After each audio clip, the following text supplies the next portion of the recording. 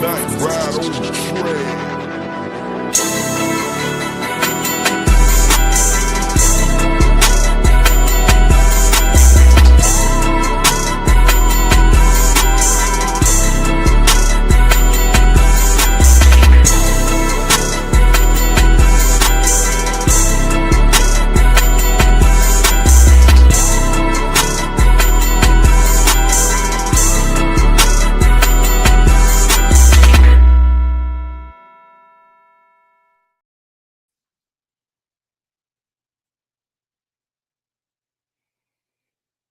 Breaking news, home team. Breaking news. The Atlanta Hawks have officially this is per Shams sports writer, very credible source connected to ESPN and connected to the NBA. We got breaking news, man. And if you can't tell by the tone of my voice, I'm not particularly excited about it. The Atlanta Hawks have agreed with the Washington Wizards on terms for the Atlanta Hawks to acquire CJ McCullough. What this shit went? Where it went? Anyway, I know what it say already. To acquire CJ McCullough and what's the dude name? Something Kespert. Kespert. God damn it, where is it? I want all this information to be 100% accurate.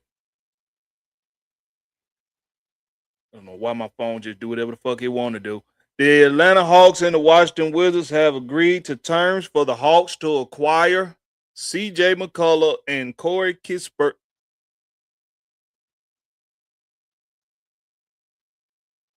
for Trae Young.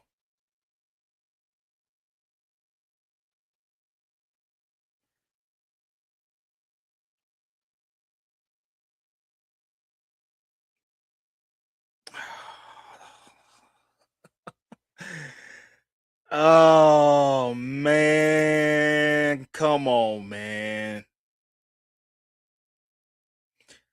Let's Be Clear, this past Monday, I was just explaining how this is just like our city. This is just like the city of Atlanta, man. This is what Atlanta sports does to you. If you a home team representative like myself. This is what the city of Atlanta does. This is what they do. They got us all hyped up. They got us all excited with the Falcons, making all these power moves to restructure the Atlanta Falcons front office. And we can't even get a good week of good news before the city just bring it all back down to earth for us. Trae Young has been traded to the Washington Wizards for CJ McCullough and Corey Kispert. I guess the only thing I can hang my hat on with this news is that at least Trae went for two guys and not some bullshit. He went for somebody like CJ McCullough, who's averaging almost 19 points a game, and Kispert, who's almost a 40% 40% 3-point shooter.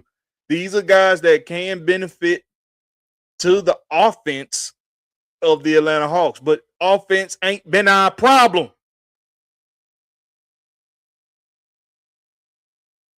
Offense has not been the issue with the Hawks. That has not been the issue.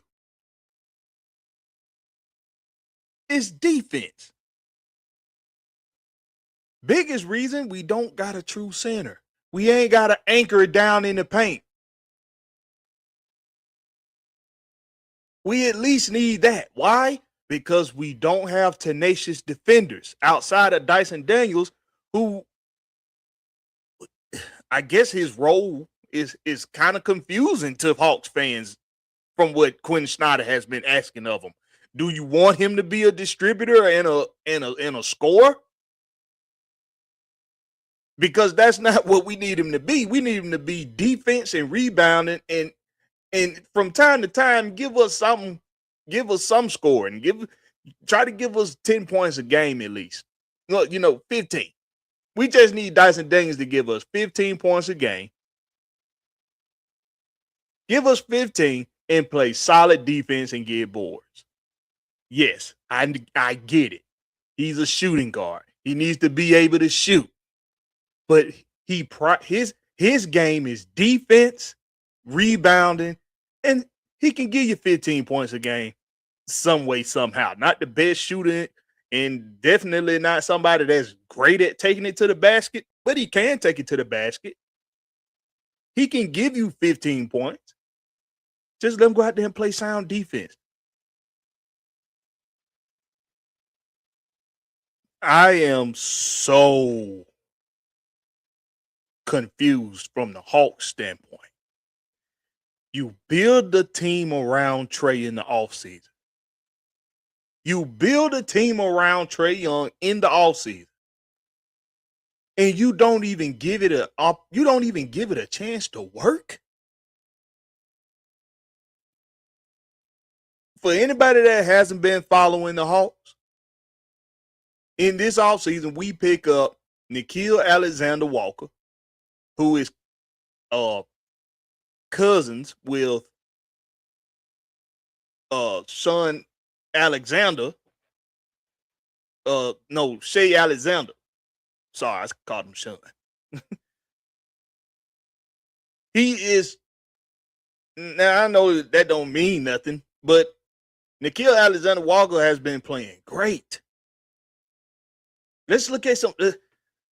I'm gonna pull up some stats for y'all in a minute here to see if acquiring CJ McCollum and Corey Kispert can get us over some kind of proverbial hump this season. There was some Shams also had put something out saying that that we've opened up cap room to make more moves this before the trade deadline.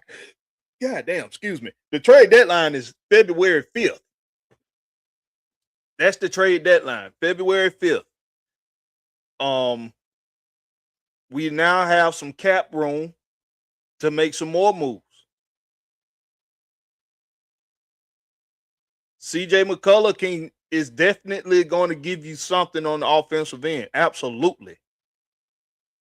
Corey Kispert, even though he's only averaging like 9 points a game, that's just because he's not taking a whole bunch of shots. And I think he's averaging like 19 minutes a game. Let me see. I had that pulled up. Let me see.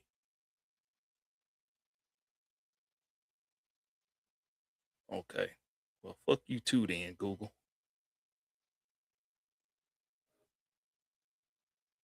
Yeah. This season, he's averaging 19 and a half minutes a game, Corey Kispert. And he's a 50% field goal percentage shooter. And he's averaging 9 points a game. And he's averaging just under 40% from three. So we got a couple dudes in CJ McCullough in this deal, a couple dudes, CJ McCullough and Corey Kispert, who can provide you offensive benefits. The problem that I have is that they don't fix problems that we already have.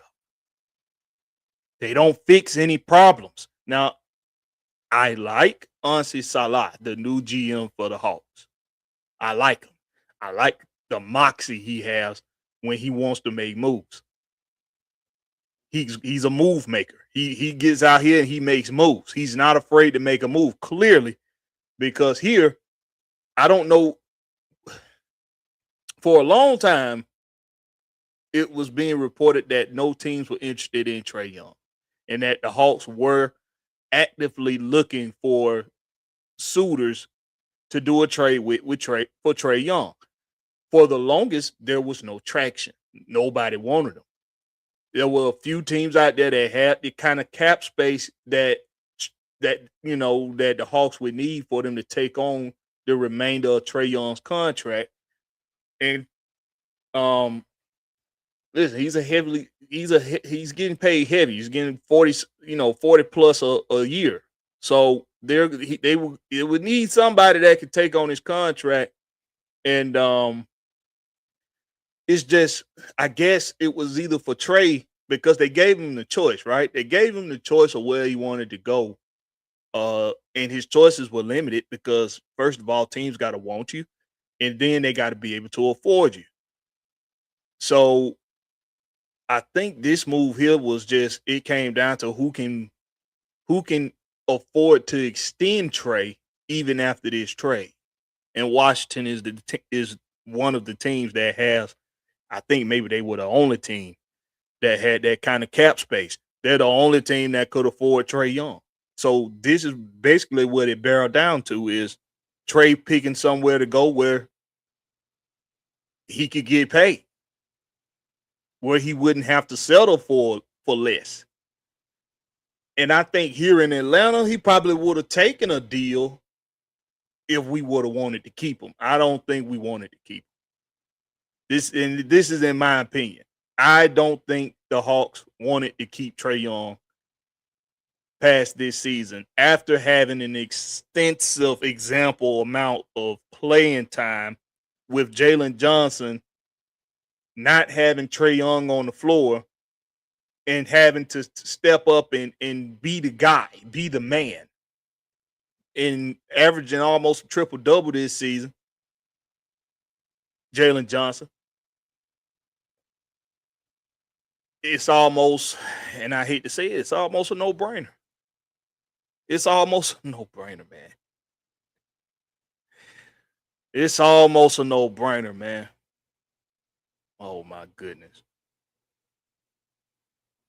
Oh, boy.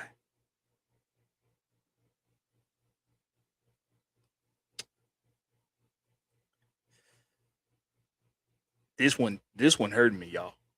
I ain't gonna front. I'm not gonna bullshit y'all. I'm not gonna bullshit y'all. This one done struck your boy kind of hard. This done struck me kind of hard, man. This just like Atlanta, man. This just like our city. This just like some shit for our city to do. This is just like something that our city would do.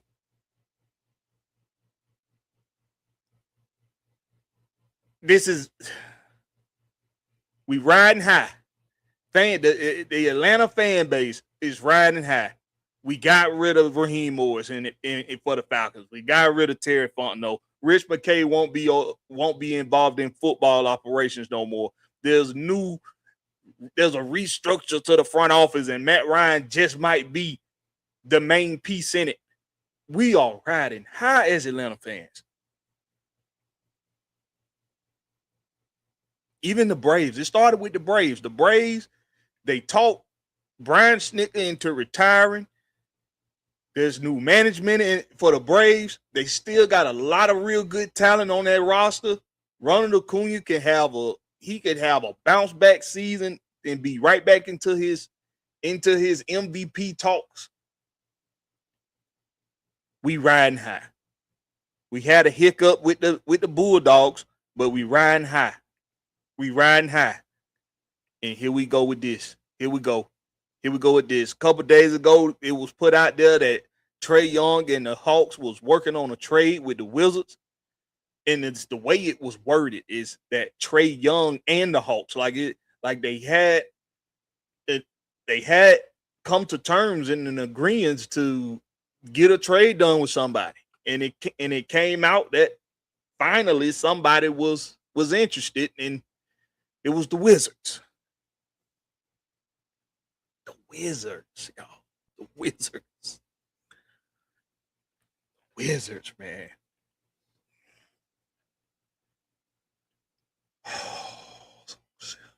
CJ McCullough, Corey Kispert, man. Let me give y'all, like I said, Corey Kispert, man, he's a 40%. 3-point shooter.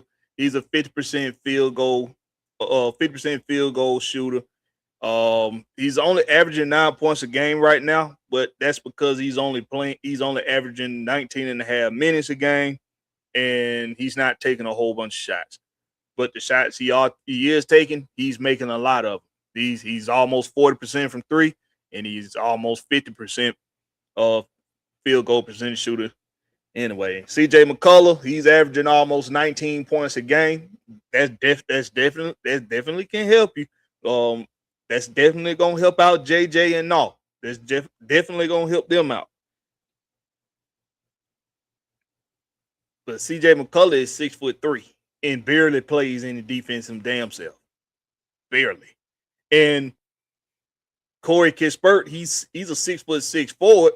So we it's not like we lacking length on the wings. We're not lacking we're not lacking length on the wings. It's in the it's in the paint, man. It's in the paint. Okay, so we done freed up some money. Okay, Hawks, you done freed up some money. All right. I get it. You know, I get it. You can make some moves now. If you want to go, if there's some big men on the market or some dogs on the market, if there's some guys on the market that you know gonna play defense, if there's some guys out there on the market that you know are hustlers on defense, they are hustlers on the boards, they don't necessarily have to be 7 feet. You know what I'm saying? They could be 6'10" or 6'11" and play big. You know what I'm saying? They don't have to be 7 feet, but they do need to be hustlers. They need to be hustlers, man. They need to be dogs. You need an anchor down low, and we don't have that. We just picked up 2 more shooters and no defense. And I get it. Trae Young wasn't an efficient shooter. He wasn't. He was small, and he was a liability on defense. But he gave you 20 and 10 average his career. Let's do this. And I know this is redundant, but oh boy.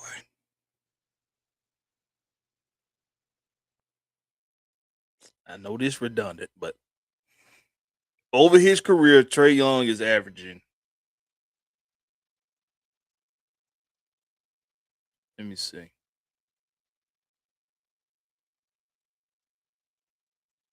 Oh, it's a hold on. It's a category. It's why that bottom part missing. I'll just go here, man. You see how Google want to do when you trying to get some shit. Google is a trip, boy. Now, Google's starting to get like Wikipedia. All right, over his career, he's averaging 35% from three. That's not bad. 35% from three over your career, not bad. I mean, you would like for him to be closer to 40%, but that's not bad. He's a 43% field goal over his career. He's averaging 9.8 assists over his career. That's almost 10 assists average over his career. And he's averaging 25 points a game over his career. He's giving you 25 and 10. Trae Young was giving you 25 and 10. And that's just on the surface stats.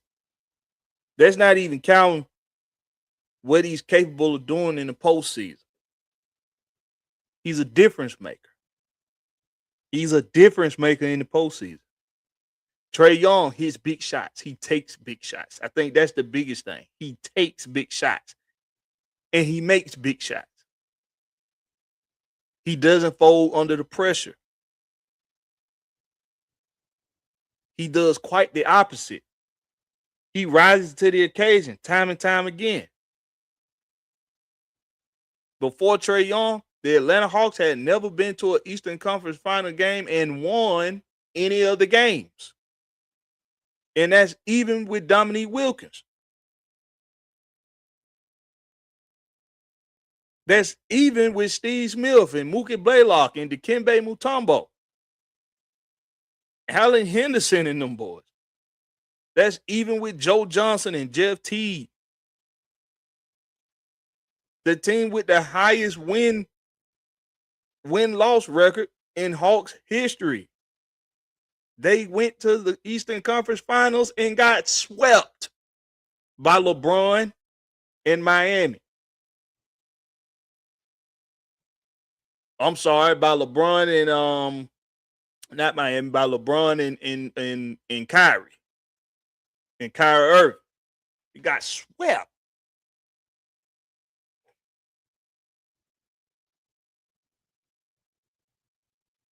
We didn't win a game in the Eastern Conference Finals in team history until Trae Young.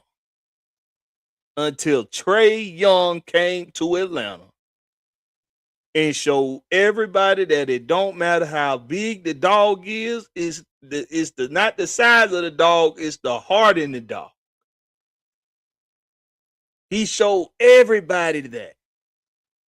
He went up against a rough and tough New York team that they said was going to be too physical for Atlanta.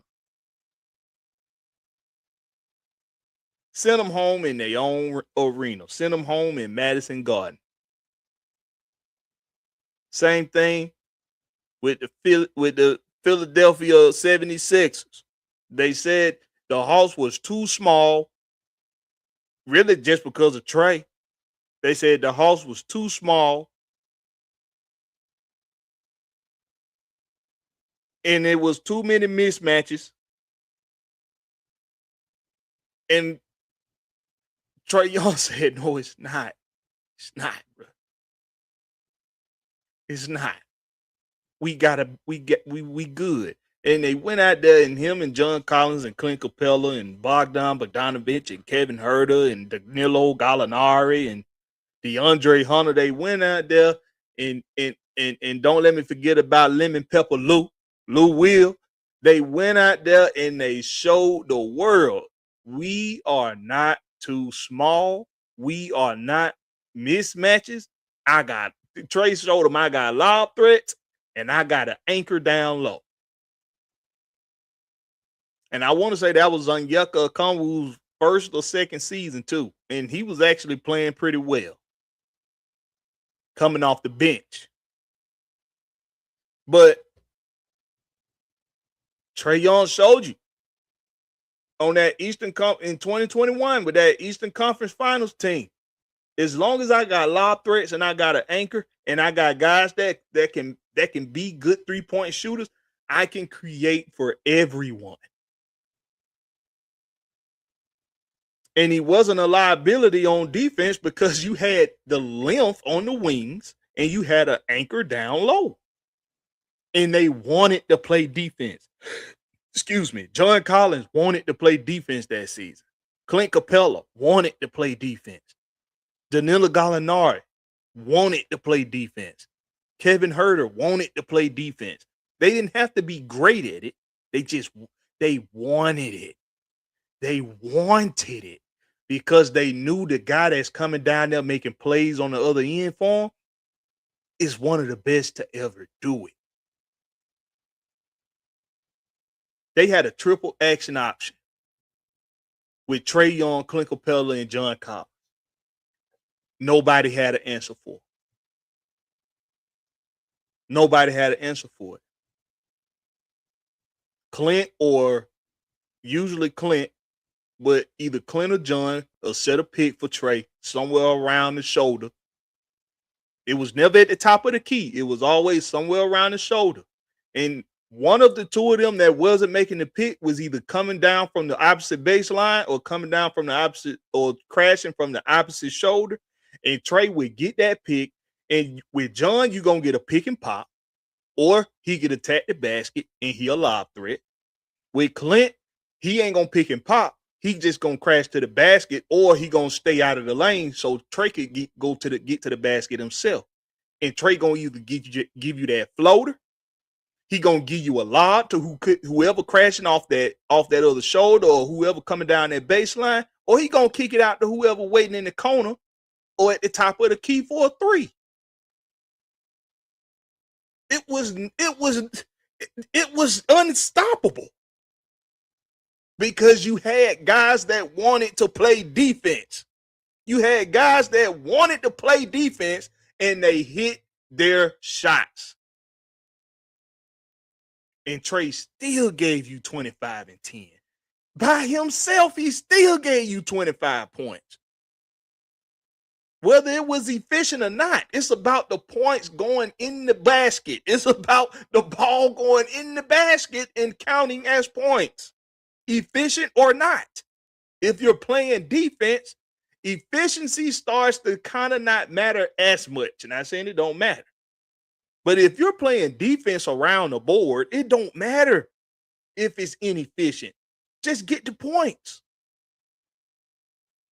If you making stops on defense and they can't stop you as much as you stop them from scoring, you're going to win.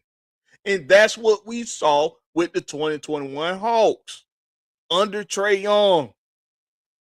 We saw lob threats. We saw actions all over the floor with playmaking. That's what we saw, man. Oh, boy. Let's see what y'all talking about in the chat, man. My God. 330 in the building. What's up with your G home team? Is this the red eye smell? I don't know. We talking, I don't know. I ain't talked Hawks with you. We done talk Falcons. I don't know. We talking Hawks. And maybe this might be this might have been the rat you smelled. I mean, because listen, man, it's the city, bro. Stop it. I want everybody that's a fan. Stop and think about this. Don't think about the Falcons. Don't think about the Hawks. Don't think about the Braves. Just think about the city and think about all of the sports. Since you've been able to understand anything about sports, think about the city of Atlanta and the sports that have been involved with it. The Hawks, the Falcons, the Braves alike. Just think about it.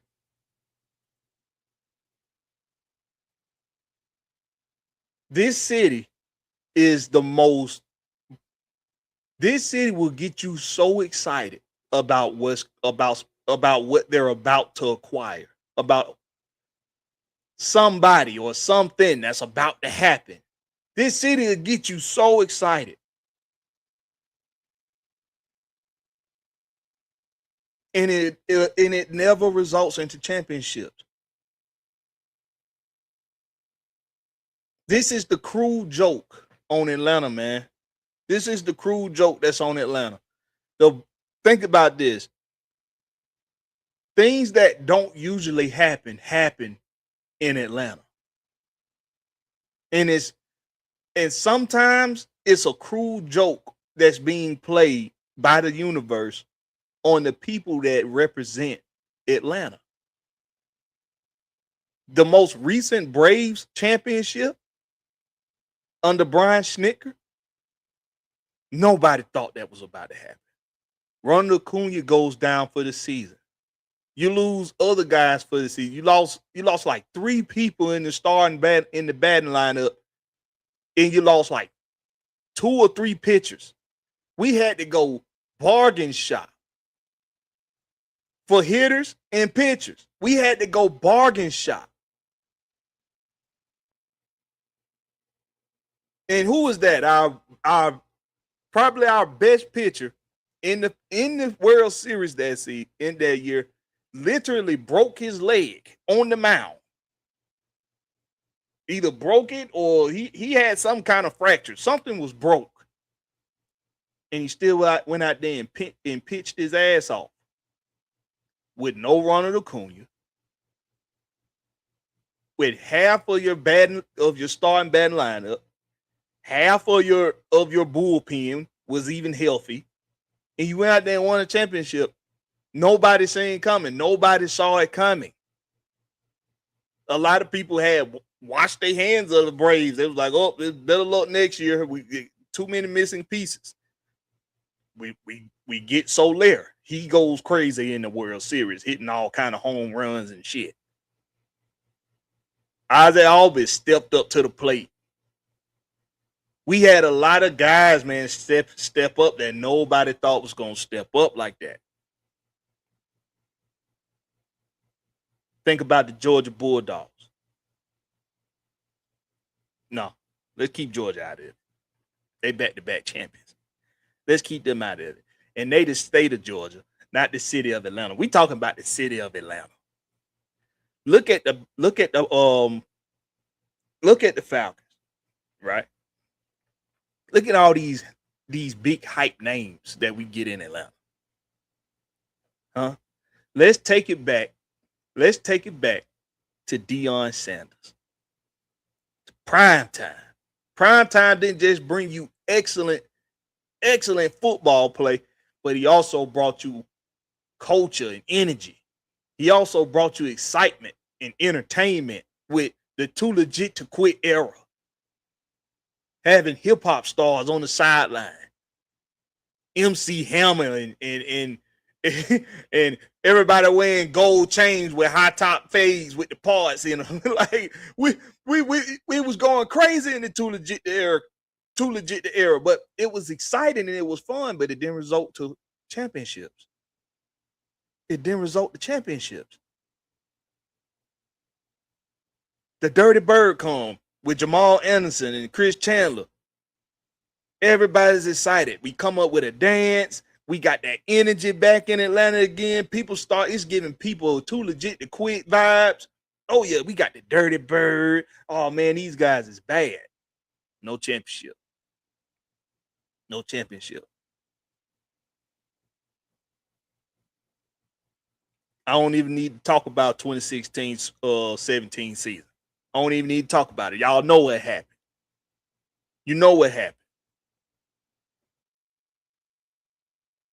And then it's the Hawks. Trae Young. Legitimately our first potential superstar since Dominique Wilkins. He giving you half-court shots. He going through people's legs and shit in the middle of the game. Nobody was doing that shit. Game-winning shots, game-winning half-court shots, game-winning floaters. Going into playoffs and upsetting two teams that you was the underdog to win against. 2 games away from your very first finals trip in the Eastern Conference Finals against the Milwaukee Bucks, who went on to win it that year. But only because what? Trae got hurt. And yeah, Giannis got hurt too.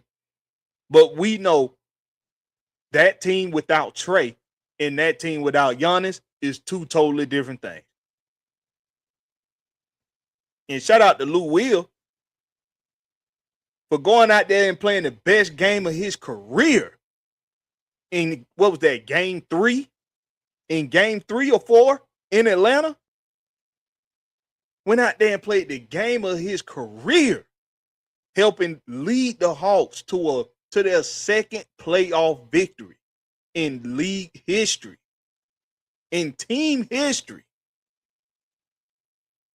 No championship, though. And here we are.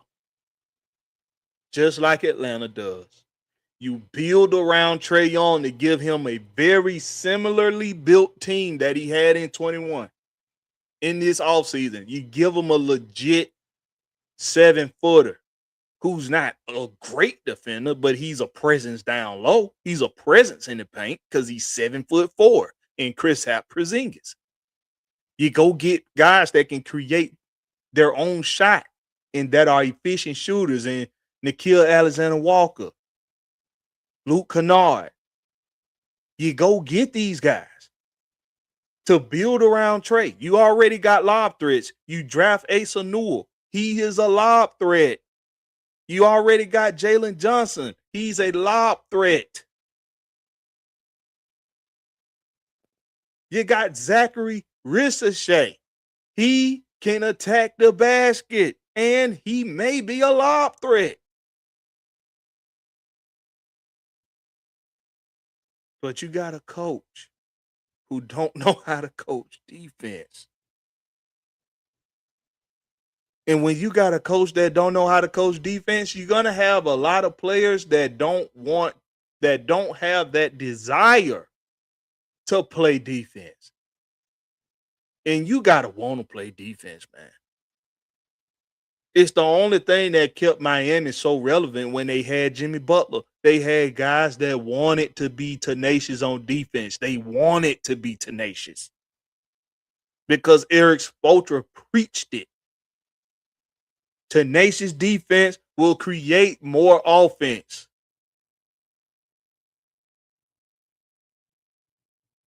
Quinn Snyder, he doesn't coach defense. He wants you to just jack up threes all night and let's see who can make the most shots out of the teams. That's all he wants. That's what he thinks is going to get you victories. And I'm seeing a cycle repeated here with this. Ansi Salah. I'm seeing a cycle being repeated. You might be new here, and you might think you're doing things differently. You might think you are. But if we've developed an all-star in Jalen Johnson, you just traded away the best possible running mate that you could have had for this season for him to be successful with. Next season and what happens in the future, I don't know.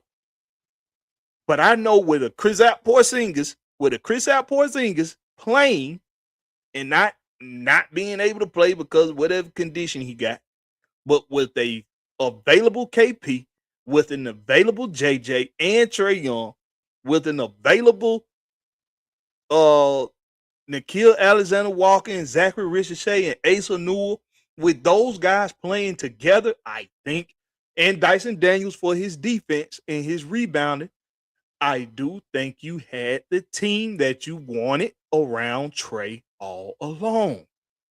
You just needed to give it a chance to work. But I'm going to be real. I think the fan base, I think y'all did this.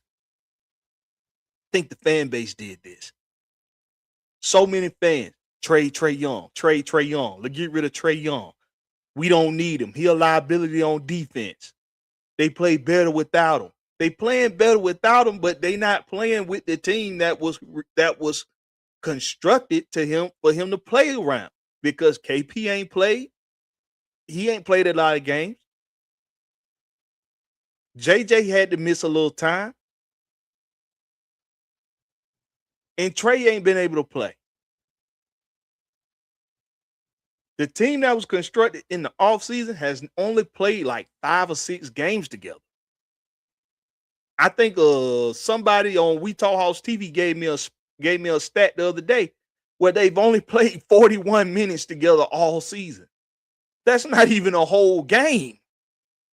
They haven't even played a whole game together. That's the thing that's confusing me the most here.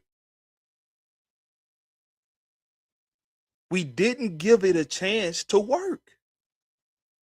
So I guess it was enough to see that Jalen Johnson can average almost a triple-double.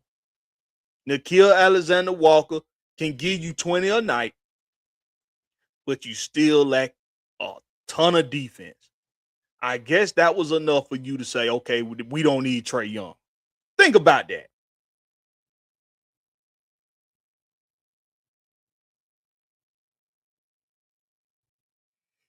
I just don't like it, man. Ian Stark in here, he say trash trade on both ends. CJ happy as fuck he got out and get paid better in the A because of taxes. I'm pretty sure CJ McCullough and Corey Kispert are happy. I'm pretty sure this benefit them as far as nostalgia goes. It benefits them more. But Trae went. He wanted to go to Washington because that's where he stands a better chance at getting extended after this season and getting extended the max. He wants he wants the max. I guess he's looking at it as if I'm not going to be able to go somewhere and compete for a championship because I'm knocking on we knocking on doors, but we ain't knocking none of them down. And we finally get a door knocked down, and it's a team that we pretty certain ain't gonna be competing for no championship no time soon. But at least they got the purse to be able to pay me. So I think that's what it came down to, Ian. Southside said, man, bro, Blakberry, I was in 10th grade when we took Trae.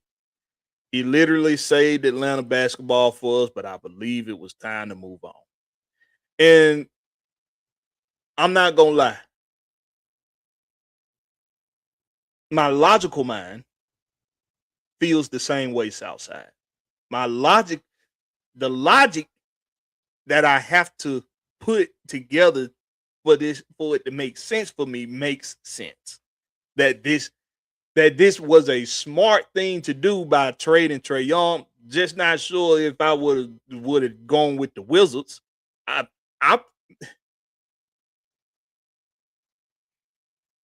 My unprofessional opinion is that if it was the Wizards I had to get a deal done with, I'm not getting a deal done. I'm not gonna do a deal. If it's the Wizards, if I don't have nobody else but the Wizards to get a deal done with, I don't want to make a deal. We'll finish out the season with Trae. Let him play out the rest of his contract. And since there's no market for him really, other than the Wizards, you telling me there's no other market for him other than the Wizards? Nobody else is interested?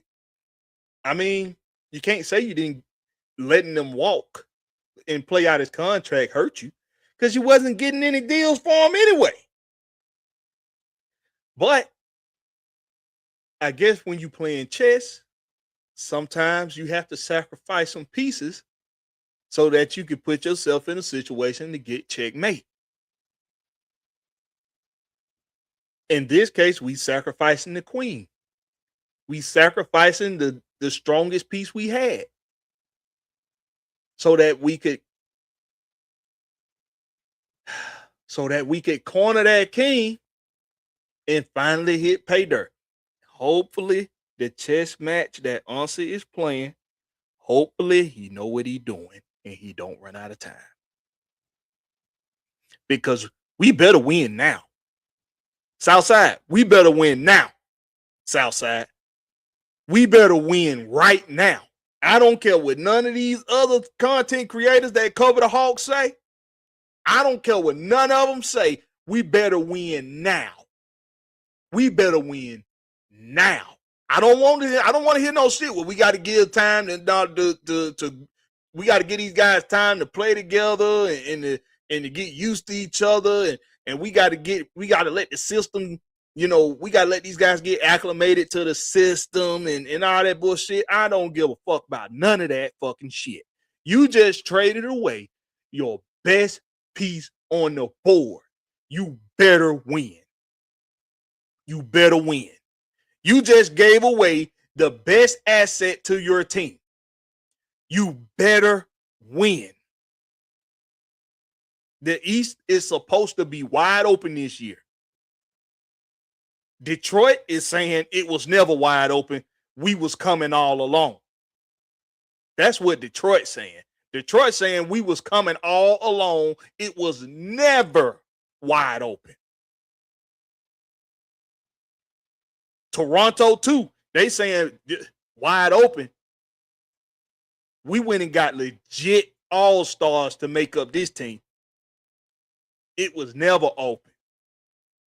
So Atlanta, if you trading away one of the two all-stars you got on your team, and the one you traded away is all-star A1, You better win now. You better win right now. Got D Davis up in here. What's up with you, D Davis? He say, bro, I know you lying. They did what? No, I ain't lying. What's up with you, T Terry? What's happening? D Davis said, I hate being an Atlanta fan. bro, when I tell you, ever since Monday, when I saw that the Wizards was the first team that they got any traction from on Trae Young, on a possible trade being done. It just blew my high. I mean, I was riding high with the alter blank letter to the fans. Like, man, this is everything. I was like, bro. I was like, the sports gods are giving me everything I want right now in Atlanta sports. They giving me everything I want right now. No. We got this. We brought you up here, Blakberry, just to bring you back down, my boy. Man. You know something? But just like we say, man, when stuff like this happen, though, when stuff like this happen, it's logo business. It's logo business. And you got to deal with it. You got to roll with the punches because no one player is bigger than the team.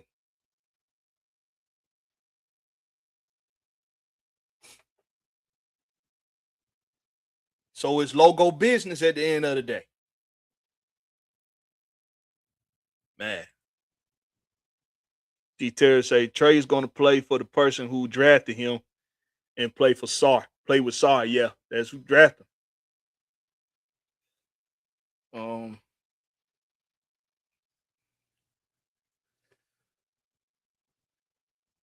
This thing got so much free play. Okay, there we go.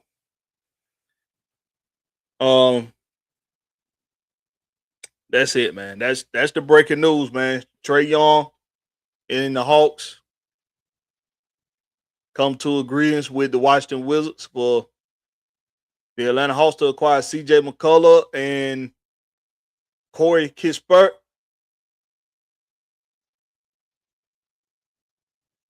for Trae Young to the Wizards. It's not a rumor. It's not tabloids. It's not hearsay. It is official. Trae Young is no longer an Atlanta Hawk. After 7 years of putting on a lot of shows for us, he was fun to watch, man. And I'm gonna miss him as an Atlanta Hawks fan. I'm gonna miss Trae Young, man. When Dominique Wilkins left the Hawks, I wasn't into basketball like that yet. I was a little younger. I was probably like 10 or 12 years old when Dominique left the Hawks. Wasn't that into basketball yet. Was more into football than basketball.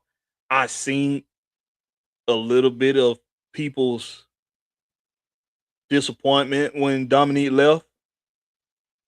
A lot of people today still show that same sentiment that they had when they saw that Dominique wasn't going to be a Hawk anymore. I think that's how I feel right now with Trae. I feel like a big chunk of my fandom has been taken away and sent to Washington. But at the end of the day, it's logo business. And I just got to deal with it. Y'all make sure y'all hit all them buttons, hit that like button, hit that subscribe button, man. Share this to your ex or your Facebook or your Instagram. Don't know if it's gonna be a Rex pick tomorrow. It might be. Work is all over the place right now. Scheduling has been kind of crazy. But Y'all make sure y'all got that notification bell hit and hit all on the notification bell so you can know whenever I drop content. With that being said, it's been the home team with Blakberry. That's Blakberry, no C, just a K. Catch us on the flip side. Welcome to Atlanta, CJ McCullough and Corey Kispert. Just know the shoes you have to fill, they some mighty big shoes. Catch me on the flip side. Peace.